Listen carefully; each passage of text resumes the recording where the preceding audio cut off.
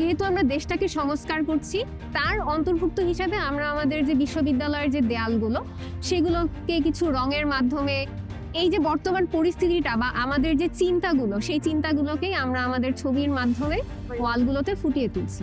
আমরা হিন্দু, মুসলিম, বৌদ্ধ, খ্রিস্টান সবাই মানুষ, এই জিনিসগুলোকে আমরা ফুটিয়ে তুলেছি আমাদের গ্রাফিতিতে।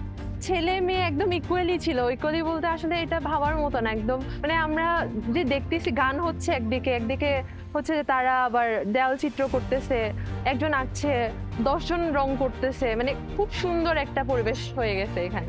রং ছিল, মানুষ ছিল, যে যার মতো ওয়াল নিয়ে নাও, তোমার মনে যা আছে তুমি তাই আঁকো। কারণ আমার মনে হয় এটাই স্বাধীনতার সব থেকে প্রকৃত একটা উদাহরণ। এবং নতুন বাংলাদেশকে কিভাবে গড়ে তোলা যায় এবং কেন তার নতুন বাংলাদেশ গড়তে আরো সচেতন হওয়া উচিত, দেশটাকে নিজের মনে করে সাজানো উচিত, সেই বিষয়ে সে সচেতন হবে।